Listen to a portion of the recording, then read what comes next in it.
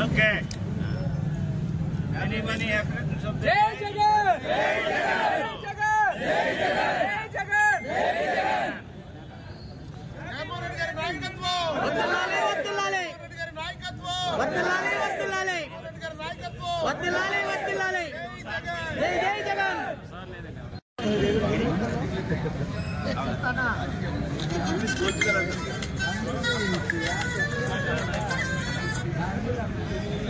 జగన్ గారి బర్త్డే సందర్భంగా నియోజకవర్గంలో ఉన్న వైఎస్ఆర్సీపీ శ్రేణులు అందరూ కూడా ఈరోజు ఈ కార్యక్రమం చేసుకోవడానికి ఇక్కడికి వచ్చాం.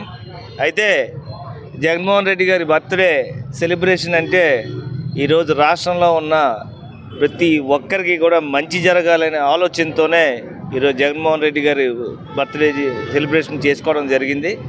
అయితే ఇదంతా కూడా దివంగత నేత శ్రీ వైఎస్ రాజశేఖర రెడ్డి గారి హయాంలో ఏదైతే రాష్ట్రంలో పేదలందరికీ కూడా పెద్ద దిక్కుగా ప్రభుత్వం ఉండాలని ఏ విధంగానైతే ఆ రోజు సంక్షేమ పథకాలు రాజశేఖర రెడ్డి గారు ఇచ్చారో, ఆ తర్వాత జగన్మోహన్ రెడ్డి గారి నాయకత్వంలో గత 5 సంవత్సరాల్లో ఎన్నికల సమయంలో ఇచ్చిన ప్రతి ఒక్క హామీ నెరవేరుస్తూ ఎవరెవరికైతే ప్రభుత్వం నుంచి సహాయం కావాలో వారందరికీ కూడా పథకాలు ఇస్తూ ఎన్నికల టైంలో ఇచ్చిన హామీల్లో 99% అమలు చేస్తే ఆ సంక్షేమ పథకాలతో పాటు భవిష్యత్తు బాగుండాలని నాడు నేడు ద్వారా స్కూళ్ళు కానీ హాస్పిటల్ కానీ ఇవన్నీ కూడా మన రాష్ట్ర చరిత్రలో ఎన్నడూ లేనంత గొప్పగా అభివృద్ధి చేసి ఈ కొత్త ప్రభుత్వం ఇంకా మెరుగైన సంక్షేమం ఇస్తామని ప్రజలందరికీ చెప్పడంతో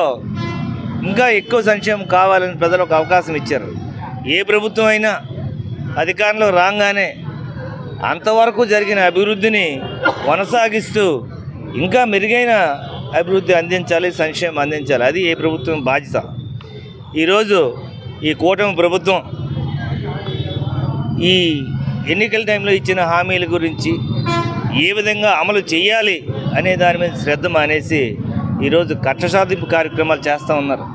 ఈరోజు కూటమి ప్రభుత్వానికి ఒకటే చెప్తా ఉన్నాం, మిమ్మల్ని ప్రజలు ఎన్నుకున్నది వారందరి బాగోగులు చూడమని, కానీ మీకు ఎవరెవరి మీదో కోపం ఉందో ఎవరెవరి మీద కక్ష సాధించాలో దానికోసం కాదు అధికారం అనేది.